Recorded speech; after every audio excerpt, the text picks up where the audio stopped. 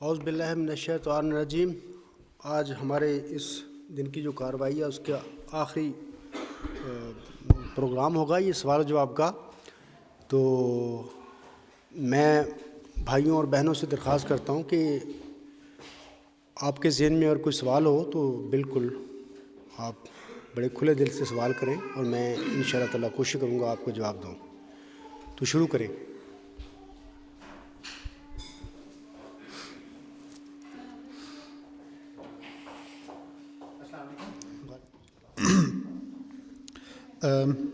میرا سوال اس سلسلے میں ہے کہ آپ کو سب سے پہلے جو خدا تعالیٰ کی طرف سے بتایا گیا وہ 1983 میں آپ کو خواب آئی تھی۔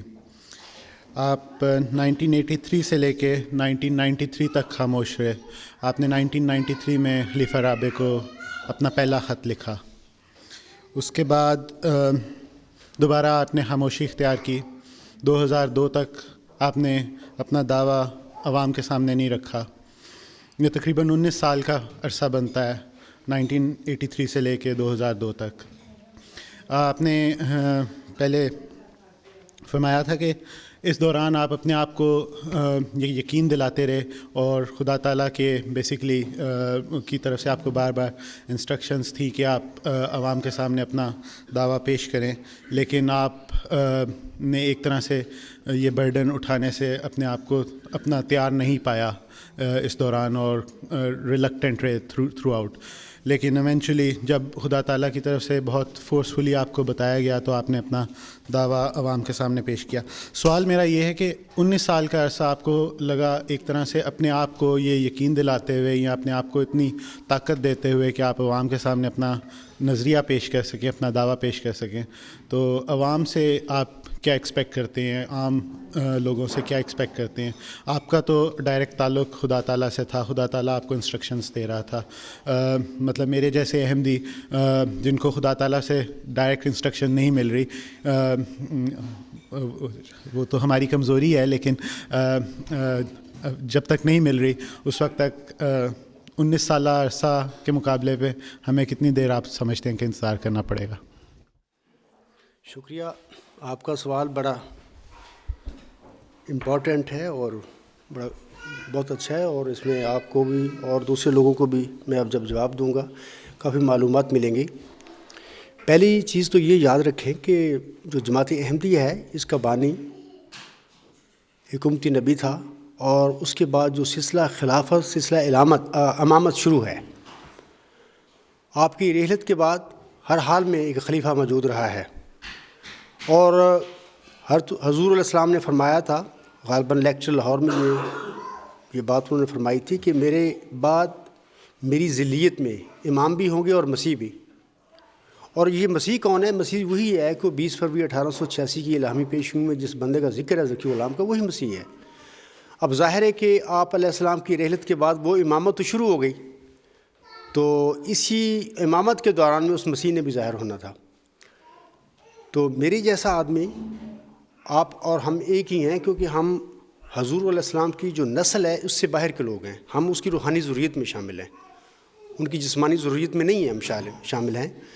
تو میری طرح اگر آپ میں سے کوئی ایسا انسان ہوتا نا، خدا اس کو چن لیتا، تو آپ کا رویہ بھی میری طرح ہی ہوتا کہ ایک لمبا عرصہ اپنے آپ کو قائل، الہامات سن کے، خدا کی آواز سن کے بھی اپنے آپ کو قائل کرتے رہتے، کیونکہ ہماری کچھ تربیت اس رنگ میں کی گئی ہے، اور اس میں افسوس بھی ہے، نہیں کرنا چاہیے، کہ اللہ کی رحمتیں جو ہیں نا وہ بڑی ویسٹ ہوتی ہیں۔ وہ کوئی خاص قوم کو، جیسے یہودیوں کو بیماری لگ گئی تھی بنی اسرائیل کو کہ ہم خاص قوم ہیں، باقی تو اللہ کے بندے، مطلب کہ اللہ ان سے محبت نہیں کرتا، یہ باتیں درست نہیں ہیں۔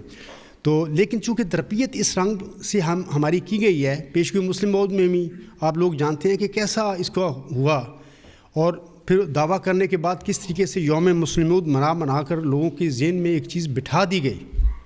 اور اس حال میں ایک میرے جیسے انسان کو جب پتہ چلا کہ حقیقت یہ ہے، تو میرے لیے بڑا سرپرائز تھا کہ کیا ہو گیا۔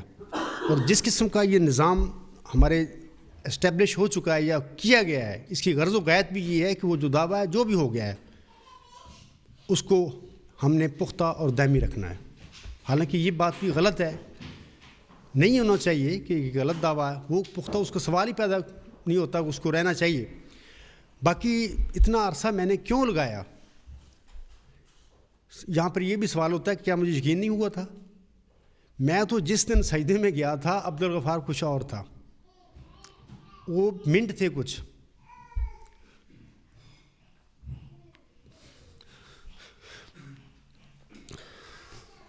جب میں اس سجدے سے اٹھا تھا میں وہ عبدالغفار نہیں تھا. میرا یہ ذاتی تجربہ میں آپ لوگوں کو بتا رہا ہوں. تم نے حضرت مسیح موعود السلام کی کتابیں پڑھی ہوں گی اور الہامات بھی پڑھے ہوں گے، ان کے تجربے بھی پڑھے ہوں گے. بعض کو حیرانی ہوتی ہے کہ حضور علیہ السلام کیا فرما رہے ہیں. میں صاحب تجربہ ہوں اس میں، کیونکہ میری ساتھ بھی ان کی غلامی کی وجہ سے، ان کی برکت، ان کی دعا کی قبولیت کی وجہ سے یہی کچھ ہوا. اور خدا تعالیٰ اتنی پاورفل ہستی ہے کہ وہ فرماتا ہے کہ اس کا حال تو یہ ہے کہ جب وہ کسی چیز کو کہہ دے کن فیکون، ہو جاتی ہے. اس کے لیے کوئی مسئلہ نہیں ہوتا کوئی لمبا عرصے کا. لیکن جس نظام میں ہم ہیں اور جس طریقے سے ہماری سب کی تربیت کی گئی ہے، اس میں ظاہر ہے کہ کوئی بھی بندہ ہوگا اس میں تھوڑا سے اوسان خطا ہوں گے. یہ کیا ہو گیا، یہ کیا اب ہوگا؟ آپ جان رہے ہیں، دیکھ رہے ہیں کہ اب ہو کیا رہا ہے میرے ساتھ. شروع سے یہ سلسلہ پتہ تھا یہی کچھ ہونا ہے. باقی رہا سوال یہ کہ میں شروع دن سے ہی یقین تھا، لیکن میں سچی بات آپ کو بتاؤں کہ میں اس ذمہ داری سے پہلے ہی کوشش کرتا رہا کہ کسی طریقے سے یہ اتنا بڑا بوجھ مجھ سے ٹل جائے، کیونکہ میں اپنے آپ میں طاقت نہیں پاتا تھا. جب اللہ تعالیٰ کی طرف سے زور لگتا تھا تو میں کسی نہ کسی طریقے سے، مثال کے طور پر مڈل دسمبر 1983 میں یہ بات شروع ہوئی، اور مارچ 1993 میں نے خط لکھا پہلا. اگر آپ میرے خط پڑھیں نا، وہ پہلا لیٹر جو میں نے خلیفہ رابع صاحب کو لکھا ہے، اس میں میں بڑے ادب کے ساتھ ان کو کہتے ہیں کہ دیکھو سر، اگر میں اندھیرے میں کھڑا ہوں تو میری رہنمائی کیجیے، مجھے کھینچ کر روشنی میں لائیے. اور اگر میں روشنی میں کھڑا ہوں اور اللہ کی روشنی مجھ پر ہوئی ہے تو پھر میں یہ معاملہ آپ کے پاس بتا رہا ہوں آپ کو اس پہ، کیونکہ یو آر رسپانسیبل، تم ذمہ دار ہو. یاد رکھیں کہ یہ جو امامت کا سلسلہ ہے، غلام مسیح الزماں کے ظہور سے پہلے یہ جو لوگ جیسے بھی تھے یہ امام تھے، جانشین تھے حضرت مسیح موعود السلام کو. یہ مجھے خدا کی طرف سے یہ چیزیں ملی ہیں اور یقین ملا ہے کہ یہ لوگ جانشین تھے. کمزوریاں اپنی جگہ پر تھیں لیکن جانشین تھے. اور کسی جانشین کے ہوتے ہوئے خدا کا کوئی الہام پاتا ہے بندہ، کوئی اس کی انکشاف پاتا ہے. ظاہر ہے کہ اگر اس کو علم ملتا ہے تو ایک خلیفے کو ہوتے ہوئے وہ اتنا بابانگ دھول، اتنا شور نہیں ڈالتا. کہ ویسے بھی یہ چیزیں ایسی نہیں ہیں کہ آدمی گلیوں میں بیٹھ کے تذکرے کرے اور لوگوں سے شیئر کرتا پھرے. یہ بڑی ایسی چیز ہوتی ہیں کہ میں سمجھتا ہوں کہ جو لوگ اس کوچے میں آئے تھے، اگر تم ان کی ہسٹری پڑھو مذہب میں، حضرت موسیٰ علیہ السلام کی مثال دیتا ہوں میں آپ کو کہ جب وہ آگ دیکھنے گئے، شاید آگ ہے، وہاں پہ کیا ہوا ان کے ساتھ. وہ بڑا دلیر مین تھا، میں تو کمزور سا بندہ ہوں. وہ موسیٰ تھا اور بڑا طاقتور اور توانا انسان تھا. اس کا یہ حال ہو گیا تھا جب اللہ کی آواز پہنچی کہ یا یہ تو نے کام کرنا ہے. کہ جب موسیٰ گیا اس کی طرف، آگ کی طرف، اپنے فیملی کو کہہ کے بھی میں جا رہا ہوں، شاید وہ انگارہ ہے آگ کا، میں لے کے آؤں، نہیں تو کچھ مجھے ملے گی انفارمیشن. جب وہ گیا، اللہ تعالیٰ، اس کی پگڑی تھی سر پہ، پاؤں میں جوتا تھا، ہاتھ میں عصا تھا، بڑا مضبوط آدمی تھا. آپ لوگوں کو پتہ ہوگا ایک صورت میں وہ شہزادوں کے گھر، اپنا فرعون کی فیملی کے گھر میں پلا تھا، تو بڑا شہزادگی میں بڑا طاقتور تھا. کوئی ایک جگہ پہ یہ بھی ذکر ہے کہ ایک دفعہ دو آدمی لڑ رہے تھے، ایک اس کی قوم میں تھا، موسیٰ کی قوم، ایک دوسرا اسرائیل فرعون کی قوم میں سزا. اس نے اسی مطلب کی تو اس نے حضرت موسیٰ السلام اتنا طاقتور سے وہ مکہ مارا، وہ مر گیا. اتنے مضبوط انسان کو جب وہ آگ دکھنے گیا، جب اللہ کا اس پہ ظاہر ہوا کہ اے موسیٰ میں تیرا رب ہوں، یہ پاک جگہ ہے، جوتے اتار دے. پھر جو بھی وہاں پہ ہوا، میں بات یہ بتانے والا ہوں کہ اس واقعے کے بعد جب اللہ نے اس پر حکم دے دیا اس کو کہ you have to do this thing, جب وہ اٹھا، نہ اس کے پاؤں میں جوتے، نہ اس کی پگڑی. جب وہ واپس آ رہا ہے تو ایسے جیسے سکتا ہو جاتا ہے انسان کو. تو یہ جو باتیں ہوتی ہیں کہ ایک ایسی ہوتی ہیں کہ آدمی جس پہ گزرتی ہے وہی جانتا ہے. تو 10 سال میں چیزیں میں خاموش نہیں رہا. یہ ایک ایسی چیزیں ہیں کہ انبلیویبل. میری ان پڑھ ماں تھی. میں نے کچھ وقت اس سے بھی باتیں کی تھیں کہ ماں میرے ساتھ یہ ہے. اس نے یہ کہا کہ بیٹا ٹھیک ہے, حضور کو پتہ لگ گیا تو وہ ہمیں نکال دیں گے. یعنی میری ماں کو بھی خوف ہے اس بات کا. بھائی جو ہیں آج تک میں ان سے یہ بات کرتا ہوں, لیکن آپ کو پتہ ہوگا حضرت عیسیٰ علیہ السلام نے ایک لفظ کہے تھے کہ نبی بے عزت نہیں ہوتے مگر اپنے گھر میں, اپنے وطن میں. اس کے ساتھ میں ایک چیز اور ایڈ کرتا ہوں کہ نبی بے عزت نہیں ہوتے مگر اپنے گھر میں, اپنے وطن میں, بلکہ اپنے وقت میں. وطن میں تو انہوں نے فرمایا تھا, گھر میں اور وطن میں. میں کہتا ہوں اپنے وقت میں. یہ لوگ ان کو عزت نہیں کو دیتا, ہاں ان کے مرنے کے بعد پھر ان کو عزتیں ملتی ہیں. تو بات یہ ہے کہ آج بھی میرے بھائی جانتے ہیں مجھے, ہمارا بھائی ہے, ہم پالا ہے, صادق ہے, جھوٹ نہیں بولتا, سب میرے واقف ہیں. لیکن اس کے باوجود بھی ایک نظام کا دہشت ان پہ چھائی ہوئی ہے. میں 6 سال کے بعد میری ماں فوت ہو گئی تھی, میں گیا تھا لاسٹ ایئر.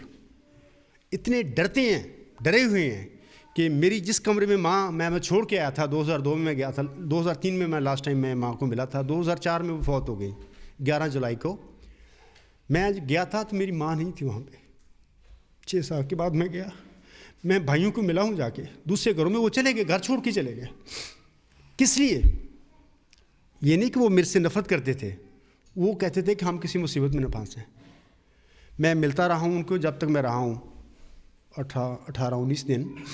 وہ بھائی میری جان سے پیار کرنے والے مجھ سے, مجھے ابھی بھی یاد ہے کہ مجھ سے بڑا جو ہے, ایک دفعہ ہم کھانا کھا رہے تھے, ایک ہی پلیٹ میں سالن تھا, تو وہ بھائی وہ بوٹیاں اٹھا کے میرے منہ میں ڈالتا تھا.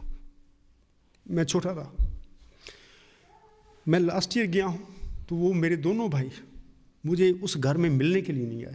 یہ ہمارا چھوٹا بھائی 6 سال کے بعد آیا, ماں یہ تو یتیم تھا, اس کی ماں چلے گئی ہے, یہ ماں نہیں پا رہا. ان میں حوصلہ نہیں تھا کہ ہم اس کو بھائی جو کر کے مل لیں. کیوں؟ صرف ایک وہ دہشت نظام کی ہے جو بھی ہمیں بنا دیا گیا ہے وہ تھا. بات یہ ہے کہ میں نے باتیں بتائی ہیں, میں نے میرے بھائیوں کے سمجھ سے باہر ہیں یہ باتیں. ماں کو بتائی ہیں, ماں نے کہا بیٹا کسی کو نہ بتانا, ہمیں حضور یا نکال نہ دیں نماز سے. میں نے کہا ٹھیک ہے. میں سمجھتا تھا کہ میری ماں کے علم کی جو پوزیشن ہے وہ کیا ہے. اس کے بعد میں نے عزیزم میرے مبشر صاحب ہیں, اس سے میری بات ہوتی رہتی تھی, شروع سے میں نے کی ہے. میرا دوست ہے, میرا برادر نسبتی, وہ جانتا ہے, شروع دن سے وہ جانتا ہے. اور ویسے بھی کوئی رسپانسبل مین, صاحب فہم, اس سے بھی میں نے بات کی ہے, چھپایا نہیں کسی بات کو بھی. لیکن 1993 پر میں نے پھر ایسے حالات میرے پیدا ہو گئے کہ میں مجبور تھا پھر میں لکھوں خلیفہ صاحب کو بھی یہ کیا ہے. پھر میں نے اس کے بعد پھر لکھا, اور مجبور ہو کر کے اب میرے لیے ضروری ہے کہ میں لکھوں, کیونکہ شوق نہیں ہوتا ان چیزوں کا. میں نے موسیٰ کی آپ کو بتا دی, عاصم کا غار حرا کا واقعہ آپ سب لوگ جانتے ہیں, حضرت مرزا غلام علیہ السلام کی کیفیت کو بھی لوگ جانتے ہیں, وہ کیا ان سے ساتھ ہوا. اس کے بعد پھر میں نے ذمہ داری پوری کر دی اپنی طرف سے. چلو میں نے خط لکھ دیا ہے, جو انہوں نے کہا ہے, جس کا جواب دیا ہے, مجھے تو میری خواہش نہیں ان چیزوں کی. بہرحال پھر 1997 میں خدا نے پھر مجھے پکڑ لیا کہ you have not disclose all the explanation of your story, بتاؤ اس کو. پھر میں نے اس کی ساری کہانی کھول کے لکھی. جب میں نے کہانی کھول دی خلیفہ رابع کے آگے 1997 میں, تو ان کی ٹیون بدل گئی. ان کا جواب آپ دیکھو ویب سائٹ پہ, ان کا دوسرا خط کیا ہے, اس کی تاثرات بدل گئے. لیکن پھر بھی بہرحال وہ خاموش رہے, میں خاموش ہو گیا, بھی میری ذمہ داری ادا ہو گئی. میں سمجھتا ہوں کہ انسان اس کوچے میں آ کے جب اتنا بڑا بوجھ پڑ جاتا ہے, تو میں تو یہ سمجھتا ہوں کہ یار وہ یہی کہتا ہے کہ یار بس میں کس طرح بچ جاؤں.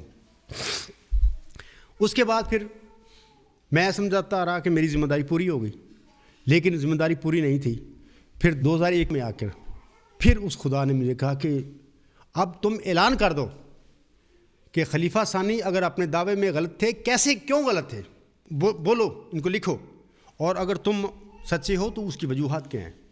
اب یہ ایک ایسا مرحلہ تھا کہ جب اب کچھ نہیں تھا, میرے پاس کچھ بھی نہیں تھا, میں بے بس تھا. اب پھر میں اسی سال منہائم میں جلسہ دیکھنے گیا. مجھے پتہ تھا کہ اس کے بعد پھر کیا ہوگا. زندگی میں ہوتا ہے کہ چونکہ پیدائشی طور پر ہم جماعتی احمدی میں پیدا ہوئے، جلسے دیکھتے رہے ہیں، اس کے بعد پتہ نہیں کیا لڑائی نہیں رخ اختیار کرنا کیا ہونا ہے میرے ساتھ، میرے بچوں کے ساتھ بار جلسہ تو دیکھو. اسی سال میں جلسہ میں گیا ہوں اور عجیب واقعہ ہے کہ میں وہ جمعہ نہیں گیٹ کر سکا، سفر میں ہمارا خراب ہو گیا، بارش ہو گئی. جمعے میں ہی خلیفہ رابع صاحب نے اپنا فائر کھول دیا. آپ لوگوں نے سنا ہوگا، میں نے اس کے حوالے بھی دیے ہیں کہ جرمنی میں ایک شخص ہے جس کے دماغ میں فطور ہے وغیرہ وغیرہ، لوگ 2-4 بھی اس کی مرید نہیں ہیں. 2001 کی بات ہے. تو اس کی انہوں نے بات کر دی. اصل میں بات یہ ہے کہ حضرت مسیح موعود اسلام محمدی مریم تھے. میں نے اکثر مضمونوں میں یہ بات کہی ہے، یہ جو ان کے جانشین تھے نا، یہ ان کے جانشین مریم محمدی مریم کی حیثیت سی ان کی. آنے والا وہ ذکی غلام، مسیح موعود کا ذکی غلام، وہ ایک بچہ ہے، ان کی دعاؤں کا نتیجہ ہے.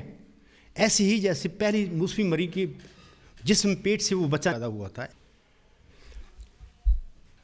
جب خلیفہ رابع صاحب نے یہ اعلان کر دیا، میں نے اپنے دوستوں کو اپنے گھر بھی کہہ دیا کہ اب خلیفہ رابع صاحب کو بحیثیت محمدی مریم کے جانشین ہونے کے اب درد ذیل شروع ہو گیا ہے. اب وہ بچہ آ رہا ہے. یعنی ان کا یہ کہنا کہ آجا اب، تو پھر بچہ بھی پیدا ہونے کے لیے تیار ہو گیا. پھر اس کے بعد میں سنا، جلسہ دیکھا، اس کے بعد میں نے وہ آ کے پھر وہ کمپائل سارا کیا، خطوط پہلے بھی ساری کتاب. آفیشلی میں نے 10 جون کو 2002 کو پھر میں نے اپنا مقدمہ آفیشلی ان کے آگے رکھ دیا ریٹن، اور کہا کہ یہ بات کھول دو لوگوں کے. You are responsible, I am not. میں خلیفہ رابع تک آج بھی یہ خلفاء کو جیسے بھی تھے، یہ غلطیاں اپنی جگہ پہ تھیں، یہ جانشین تھے، اس کے بعد کوئی نہیں. تو میں اس لیے یہ سب کام کرتا رہا کیونکہ میں نہیں چاہتا آگے بھی اللہ تعالیٰ ہمیں محفوظ راہوں پر چلائے کہ میری طرف سے کوئی ایسی بات ہو جس سے حضرت مرزا صاحب کی جماعت کو کوئی گزند پہنچے. تو میں نے وہ آگے رکھ دیا اور بتا دیا بھی لوگوں کو بتا دو کہ یہ بندہ ہے، یہ بات ایسی کہتا ہے. اس کے بعد انہوں نے وصول کر کے 3 مہینے خاموشی رکھا. یہ الگ بحث ہے وہ کیا کرتے رہے، مجھے معلوم ہے، پتہ ہے مجھے، لیکن بہرحال ایک اس کے بعد اس میرے آفیشیل دعوے کے بعد پھر انہوں نے زندگی تھوڑی پائی ہے. پھر سال بھی نہیں پورا کر سکے، وہ اس دنیا چلے گئے. ان کا جانا یہ بتا رہا تھا کہ وہ بچہ تو ان کے سامنے آگے کھڑا ہو گیا تھا، اب وہ کھڑا میدان میں بچہ محمدی مریم کا روحانی بیٹا ذکی غلام کھڑا ہے، اب پیدا ہو گئی. ان کی ڈیوٹی خلیفہ رابع صاحب کی اتنی تھی جو وہ کر گئے. اب جماعت ہے کدھر جا چکی ہے، یہ کیا کر رہی ہے، آپ سب کے سامنے یہ چیزیں. ایک تو یہ بات تھی اتنی دیر ہونے میں. دوسری بات یہ کہ آپ کو پتہ ہے کہ حضرت مرزا غلام صاحب امتی نبی تھے. وہ نبی تھے، وہ نبی 1901 میں نہیں بنے تھے. وہ جس دن انہوں نے پہلے برائن احمدی میں الہامات شائع کیے تو اس وقت بھی وہ نبی تھے. لیکن وہ 1901 تک تعویلیں کرتے رہے. کیونکہ یہ چھوٹا سی چیز نہیں ہے، یہ بہت بڑا بوجھ ہے. یہ وہی لوگ بندہ جانتا ہے اس پہ آ جاتا ہے. تو وہ تعویلیں کرتے رہے، اپنے آپ کو محدث قرار دیتے رہے. کرتے کرتے کرتے 1901 آ گیا جب اللہ تعالیٰ نے کہا کہ یہ بات کھول دو.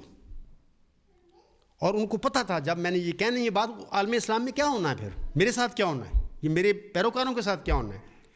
بہت ساری باتیں ایسی ہوتی ہیں جو بندہ جانتا ہے، اس کی وجہ سے بعض اوقات وہ یہ سمجھ لیں کہ وہ جیسے موسیٰ ڈر گیا پھر بدل گئی ہے تو اس کی حضرت مرزا صاحب طویلیں کرنے لگ گئے.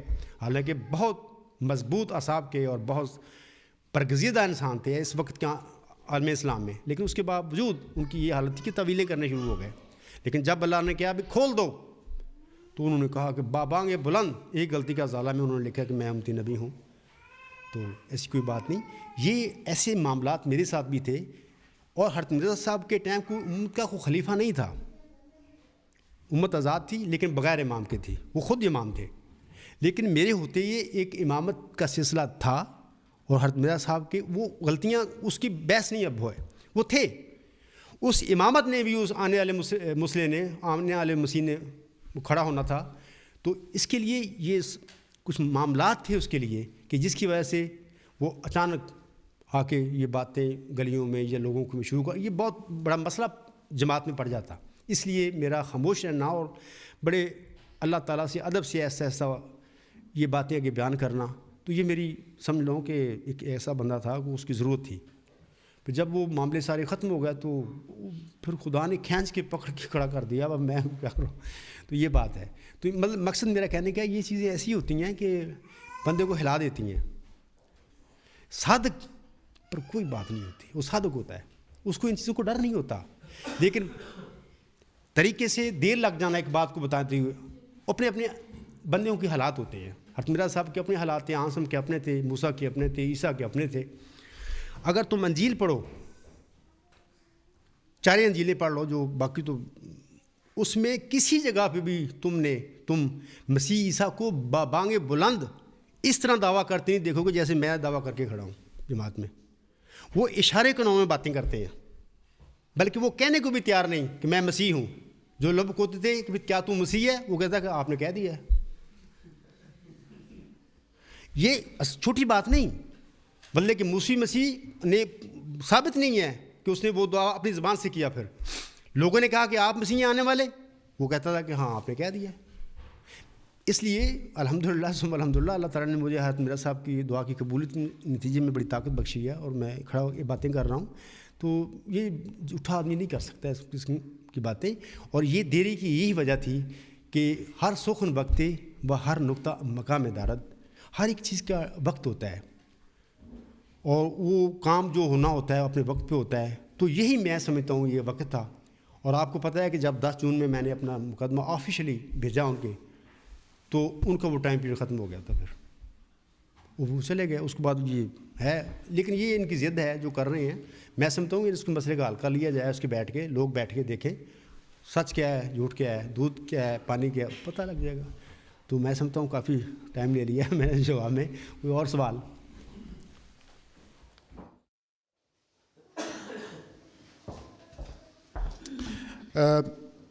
اب ماشاء اللہ آپ نے بھی جماعت احمدیہ اصلاح پسند اسٹیبلش کی ہے، تو اس کے اندر آپ بھی ضرور کوئی نظام کریٹ کریں گے. تو آپ کا نظام جماعت احمدیہ کے نظام سے کس طرح مختلف ہوگا؟ کیا آپ بھی لجنہ، خدام، انصار جیسی ذیلی تنظیمیں بنانے کا ارادہ رکھتے ہیں؟ جزاک اللہ. پہلی بات یہ کہ یہ کوئی جماعت نئی نہیں ہے، یہ جماعت احمدیہ ہی ہے حضرت مرزا صاحب کی. یہ مجھے مجبوری وہی پڑ گئی جو حضرت مرزا صاحب کو مجبوری پڑی تھی. 72 فرقوں کے ہونے کے باوجود انہوں نے پھر جماعت احمدیہ نام رکھا. مجبوری تھی، میری بھی مجبوری ہے. میں نہیں چاہتا تھا، میں بڑا لڑا ہوں. خلیفہ رابع سے بار بار کہا ہے سر یہ بات کا فیصلہ کر لیں. کیا ہے، اگر میں کسی غلطی پہ ہوں، میں اس حد تک بھی چلا گیا کہ اگر غلطی میں سمجھا دیں مجھے، میرے ایک روحانی باپ ہیں. میں نہیں چاہتا تھا کہ یہ ایسا صورت پیدا ہو، لیکن بہرحال وہ اپنی جگہ پہ اڑے رہے. تو میں مجبور ہوں، میں کیا کروں. یہ جماعت اسلامی احمدیہ اصلاح پسند جو ہے جماعت احمدیہ ہے. اور جماعت احمدیہ بھی کوئی ایسی جماعت نہیں جس کا اسلام سے تعلق نہیں ہے، وہ اصل اسلام ہے. میرا مطمع اور مقصد یہ جو جماعت احمدیہ اصلاح پسند ہے یا جماعت احمدیہ یا 72 فرقے ہیں، ان کو سب کو میں عاصم کے قدموں کے لے کے جانا چاہتا ہوں، حضرت مرزا صاحب کے قدموں کے لے کے جانا چاہتا ہوں، کیونکہ یہ میرا مشن ہے. میں غلبہ اسلام چاہتا ہوں. غلبہ احمدیت یا غلبہ جماعت احمدیہ اصلاح پسند کی کوئی غرض نہیں ہے، یہ میری مجبوریاں ہیں وقتی. باقی رہا سوال یہ نظام وہ جو ہوگا اس کی بنیاد ہوگی لا اکراہ فی الدین، دین میں کوئی جبر نہیں. ہر انسان کو حق ہے. میری زندگی میں بھی میں حق دیتا ہوں، اور میرے بعد بھی جو میرے جانشین کے طور پر لوگ آئیں گے ان کو میں کچھ لکھنا چاہتا ہوں اس اسپیشل اس سبجیکٹ پہ. اور دعا ہے اللہ سے کہ اے خدا مجھے کچھ توفیق دینا، کیونکہ میں جو خرابیاں پہلے پیدا ہوئیں عاصم کے بعد، جو مزید مرزا صاحب کے بعد پیدا ہوئیں، وہ میری نظر میں ہیں. کیوں یہ کام ہوئے، میں چاہتا ہوں کہ میں اس کا سدباب کر کے جاؤں اس دنیا میں، اور وہ کام نہ کریں لوگ میرے بعد جو انہوں نے کیے پہلے. تو اس کی متعلق میرے ذہن میں پلاننگ ہے، پروگرام ہے، وہ میں کروں گا انشاءاللہ. کچھ تھوڑی مصروفیات، آرٹیکل کو سوال جواب آج تک میں نہیں کر سکا. آئی ہوپ کہ انشاءاللہ اب میں کروں گا. یہ بڑا امپورٹنٹ کام ہے. کیا ہے اصل حقیقت، کیا ہے جس کی وجہ سے خرابیاں پیدا ہوتی ہیں، وہ نہیں ہونی چاہیے. تو باقی بتا دیا میں نے آپ کو کہ ہر انسان کو سوال کا حق ہے، اس کو غور و فکر کا حق ہے. کوئی انسان سلب نہیں کر سکتا. اگر کوئی کرتا ہے تو وہ مذہبی بندہ ہی نہیں، وہ عاصم کا پیروکار نہیں ہے، حضرت مرزا صاحب کا پیروکار نہیں ہے. وہ جو میں اکثر 5 دسمبر 1985 کا خطبہ مرزا طاہر کا پیش کرتا ہوں، وہ جیسے انہوں نے کہا ہے نا میرا سمجھو کہ میری جماعت کی بھی وہی بنیاد ہے، ہر انسان کو حق ہے بات کرنے کا. اس کی بات کی وجہ سے اگر کوئی اپنے نظریات بدلتا ہے، نہ عبدالغفار کا نہ اس کے ساتھیوں کا کوئی حق نہیں کہ اس پہ جبر کرے. برملا دلیل کے ساتھ اگر کوئی انسان بدلتا ہے تو بدلنا چاہیے، بلکہ میں سمجھتا ہوں کہ اگر کوئی دوسرے لوگ ہیں ان کو بھی فالو کرنا چاہیے اس کے، وہ دلیل سے انہیں اپنا عقیدہ بدل لیا جیسے میں بدلا ہے. تو کوئی جبر نہیں ہوگا انشاءاللہ، ہمیشہ بس قیامت کے لیے کوئی نہیں ہوگا اس میں. اور دعا کریں کہ مجھے اللہ کامیابی دے. یہ جو 72 فرقے ہیں، یہ جماعت اسلامیہ اور جماعت احمدیہ بھی کئی بن چکے ہیں، یہ سب ایک اسلام ہے جو عاصم لے کے آئے تھے. اس میں کوئی فرقہ نہیں تھا، کوئی جماعتیں نہیں تھیں. ہم وہی لوگ ہیں، ان کے خادم ہیں. ہماری کوئی حیثیت نہیں. اگر ہمیں کچھ اللہ نے بنایا ہے تو وہ حضرت محمد صلی اللہ علیہ وسلم کی وجہ سے یہ سب کچھ ہو رہا ہے. حضرت مرزا غلام علیہ السلام کی وجہ سے سب کچھ ہو رہا ہے، ورنہ ہم کیا، ہماری حیثیت کیا. تو میں چاہتا ہوں کہ اسی کی طرف لے جاؤں اس سب جماعتوں کو، اسلام کی طرف. باقی انشاءاللہ لا اکراہ فی الدین، کوئی جبر نہیں ہے، ہر انسان کو حق ہے کرے. میں تو اپنی تقریر میں بھی یہ کہہ رہا ہوں، کوئی نہیں. ہاں ایک چیز ہے کہ جب کوئی سوال کریں آپس میں بامی، یہ نہیں کہ میرے ساتھ کریں آپ، ویسے بھی اس کی بنیاد دلیل اور تہذیب پہ ہونی چاہیے. بعض لوگ ہوتے ہیں باتیں کرتے تھے گالی گلوچ پہ آ جاتے ہیں. یہ وہ گالی گلوچ پہ وہ بندہ آتا ہے، بد تہذیب بھی وہ آتا ہے جس کے پاس دلیل چلی جاتی ہے. جو مدلل دلائل رکھتا ہے وہ کبھی بھی گھٹیا زبان نہیں استعمال کرتا ہے، وہ بڑی تہذیب سے بات کرتا ہے اور دلیل کے ساتھ بات کرتا ہے.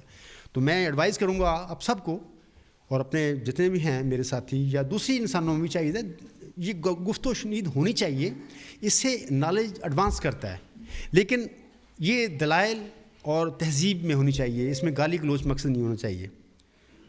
آپ شاید پڑھیں گے، اب میں چند دنوں بعد میں ایک لیٹر آن کروں گا، تو اس میں لندن میں ہی ایک عزیز رانا صاحب ہمارے انہوں نے جو لکھا، مجھے جو گالیوں کا پیکٹ بھیجا ہے تو وہ بھی آ جائے گا دیکھنا. مطلب کہ یہ کوئی مذہب نہیں ہے، یہ کوئی بات نہیں ہے.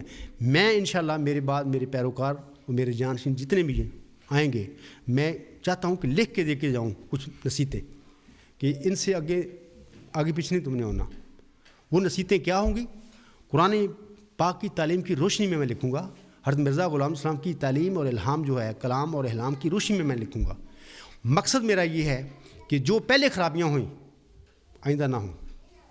اور ہماری زوال کی اسلام کی وجہ یہ بنی ہے کہ لوگوں نے خلیفہ کا نام لے کے اپنے کام شروع کر دیے، لوگوں کو گمراہ کیا انہوں نے. پہلے بھی آج بھی یوں کام ہو رہا ہے، اور ان کا سد باب ضروری ہے. انشاءاللہ تعالیٰ میری خواہش ہے کہ میں یہ کام بھی کروں. تو انشاءاللہ کسی وقت یہ کام بھی انشاءاللہ اللہ تعالیٰ مجھ سے کروائے گا. ہاں جی، آگے کوئی حضور جماعت احمدیہ میں بہت بے شمار ایسے لوگ ہیں جو ڈرتے ہیں، مطلب مانتے ہیں، انہوں نے پڑھی آپ کی ویب سائٹ اور وہ سمجھتے ہیں کہ آپ یقیناً سچائی پر ہیں، لیکن وہ جب اپنے نظام سے بات کرتے ہیں، تھوڑے بہت دیکھتے ہیں تاثرات، تو وہ نظام کی طرف سے اس طرح کی باتیں کی جاتی ہیں کہ تمہارا جنازہ کون پڑھائے گا، بچوں کی شادیوں کا کیا ہوگا. تو حضور یہ جو بچوں کی شادیوں کا مسئلہ ہے، اس سلسلے میں جماعت احمدیہ اصلاح پسند کا کیا موقف ہے؟ کیا مسلمانوں میں بھی شادیاں ہو سکتی ہیں؟ کیا جماعت احمدیہ اصلاح پسند کے لوگ لاہوری گروپ میں بھی شادی کر سکتے ہیں؟ اسی طرح جماعت احمدیہ جو ہے ہماری قادیانی گروپ، اس میں شادیاں ہو سکتی ہیں؟ خاص طور پہ میں عام مسلمانوں کا پوچھنا چاہتا ہوں، کیونکہ اس کے نام پہ بلیک میل کیا جا رہا ہے. بڑا ویری گڈ اور امپارٹنٹ ہے، اس کا جواب ہونا چاہیے. بات یہ ہے کہ جو لوگ ڈرتے ہیں نا جماعت احمدیہ میں کہ ہمارا کیا ہوگا، ہم مریں گے اور بچے ہیں، شادیاں کون ہوگی. پہلی بات تو یہ کہ مجھے بھی ذہن میں لے آیا کریں کہ وہ بھی بندہ ہے، اس کے بھی 3 بچے ہیں. میرے بھی سارا مقاطعہ اخراج سب کچھ ہو چکا ہے، میں بھی اس دور میں گزر رہا ہوں، لیکن میں I believe in my God کہ میرے بچے جس خدا نے دیے ہیں اس کی شادی بھی وہ کرے گا. باقی رہا سوال کہ کیا ہم مسلمانوں میں شادیاں کر سکتے ہیں اور کیا لاہوری میں کر سکتے ہیں. میں سمجھتا ہوں کہ جب ہم اپنوں نے ہمیں دھتکار دیا، بلا وجہ ظلم کیا ہمارے ساتھ، تو ہم پر یہ چیز پھر جائز ہو گئی. آخر انسان ہے، اس کی ایک عورت کی ضرورت ہے، اس کی یہ کپل اللہ نے سنت بھی ہے اور اللہ نے بنایا ہے. تو ظاہر ہے کہ جب اپنے منہ موڑ لیں گے تو ہم نے اپنے بچوں کی شادیاں تو کرنی ہیں. تو پھر اس صورت میں جب اللہ تعالیٰ فرماتا ہے کہ اگر تم مرنے لگو تو تم سور بھی کھا سکتے ہو، تو اس صورت میں ہم پر کوئی ایسی قدغن نہیں ہے کہ ہم لاہوریوں میں نہیں کر سکتے یا مسلمانوں نہیں کر سکتے. لا الہ الا اللہ محمد رسول اللہ ہماری بنیاد ہے, یہی ہے. باقی فروعی اختلافات ہیں, ان کی اتنی حیثیت نہیں ہے. اور خاص کر اسی صورتحال میں جب قوم پیچھے پڑ جائے اور مرنے پر آ جائے تو پھر اللہ تعالیٰ کہتا ہے کہ نہیں, اللہ تعالیٰ اپنے بندوں کو چھوڑتا نہیں بلکہ وہ سامان پیدا کرتا ہے. تو اس حالت میں آپ لوگوں کو بتا رہا ہوں کہ کوئی فکر والی بات نہیں. ویسے مجھے بھی ذہن میں رکھا کرو, وہ بھی تو ہے, اس کے بھی بچے ہیں, وہ انشاءاللہ ہوگا کچھ. آج مرزا صاحب جب آئے تھے کیا ہوا ان کے ساتھ؟ فتویٰ کفر کا, اخراج, بائیکاٹ. کیا مرزا غلام علیہ السلام کا کوئی بچہ شادی سے رہ گیا تھا؟ محمد صلی کے بچے بھی تھے, کیا وہ رہ گئے تھے؟ نہیں. یہ وقتی تھوڑے سے ٹیسٹ ہوتے ہیں انسانوں کے اللہ کی طرف سے, لیکن انسان جو مومن ہوتا متقی, جس کا اللہ پر یقین ہے, ان چیزوں کو خاطر میں نہیں لاتا. وہ کہتے ہیں کیا ہے یہ چند روزہ زندگی سے, یہ لوگوں سے ڈرتے پھریں, جس ہستی کے پاس جانا ہے اس سے ڈریں. جب انسان مکمل یقین کر لیتا ہے خدا پہ تو وہ اس کا مکفل ہو جاتا ہے, وہ کارساز بن جاتا ہے, اس کا وکیل بن جاتا ہے. تو انشاءاللہ تعالیٰ جو بھی سچائی پر کھڑا ہوگا اور قبول کرے گا, یہ کوئی چیز ہی نہیں ہے.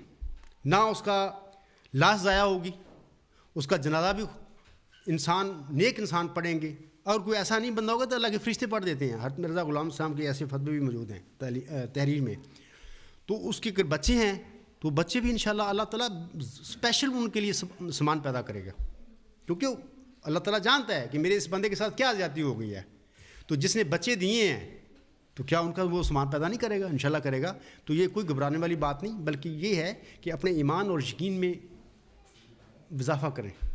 اور یہ تو ضمنی چیزیں ہیں, لیکن عام طور پر یہ لوگوں کو ان چیزوں کی وجہ سے الجھایا گیا ہے. اور وہ لوگ بیچارے اتنا علم اور عرفان نہیں, ان کا کمی ہے اس میں. اگر حضرت مرزا صاحب کی کتابیں ہی پڑھ لینا اور بڑی فکر سے, تو یہ جو خول ہے, ڈر, خوف ہے, یہ سارے اتر جائیں. لیکن باہر لوگوں کے پاس ٹائم نہیں ہے اتنا, وہ نہیں پڑھتے, سنی سنائی باتیں اور دیکھ کے جو وہ اس کی خارج ہو گیا, اس کو معافی ہو گئی. یہ آئے دن جو ہوتے ہیں اعلان ہمارے جمعوں پہ, یہی ڈرامہ ہوتا ہے کہ 5 خارج کر دیے, 5-6 کی معافی حضور پر نور نے کر دی. تو یہ ہماری جماعت اصلاح پسند میں کوئی کسی بلا وجہ کسی کے ساتھ کوئی زیادتی نہیں کرے گا, نہ کوئی ساڑھا متمہ نظر ہے. دلیل کے ساتھ ہر انسان کو حق ہے وہ بات کرے. ہاں, آپ اگر کسی انسان میں یہ بد اعتقادی پیدا ہوتی ہے تو وہ اس کا اپنا ذاتی معاملہ ہے, اس میں کوئی کسی کو بھی رنج کی نہیں ہے. تو یہ سزائیں, یہ چیزیں بتا رہی ہیں کہ ہمارے لوگ اصل حقیقت سے دور چلے گئے. ان لوگوں کو چاہیے تھا کہ ہمارے بانی جماعت کے ساتھ کیا ہوا, آج ہم وہی کچھ کر رہے ہیں. اس لیے گھبرانے کی کوئی بات نہیں. انشاءاللہ جس نے بچے دیے ہیں وہ ان بچوں کا متکفل ہے, متولی ہے, کارساز ہے. اور اب اس حالت میں انشاءاللہ تعالیٰ بڑھ کے اپنے بچوں کے آپ کے بہتر آپ کے رشتے کرے گا. انشاءاللہ کوئی بھی بچہ جماعت احمدیہ اصلاح پسند ایسا نہیں ہوگا جس کا یہ سارے کام نہیں ہوں گے, بڑھ کے ہوں گے انشاءاللہ. ہم تو لوگ وی آر لکی, ہم خوش نصیب لوگ ہیں کہ اللہ تعالیٰ ہم جیسے کمزور لوگوں سے یہ کام لے رہا ہے. تو میرے خیال میں اب کچھ ایسی بات نہیں ہے.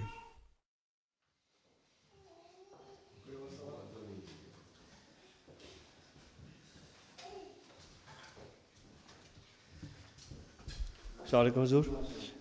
حضور میرا سوال یہ ہے کہ الحمدللہ ہماری جماعت بن گئی ہے, لیکن حضور آپ کا کیا خیال ہے کہ اگر ہم لوگ پہلے کی طرح ان لوگوں میں مل کے اور انہیں تبلیغ کریں, نہ کہ ان سے علیحدہ ہو کے الگ ہو جائیں اور پھر زیادہ مشکلات پیدا کریں کہ انہیں وہ پیغام جو ہم بآسانی دے سکتے ہیں وہ ہمارے لیے مشکل ہو.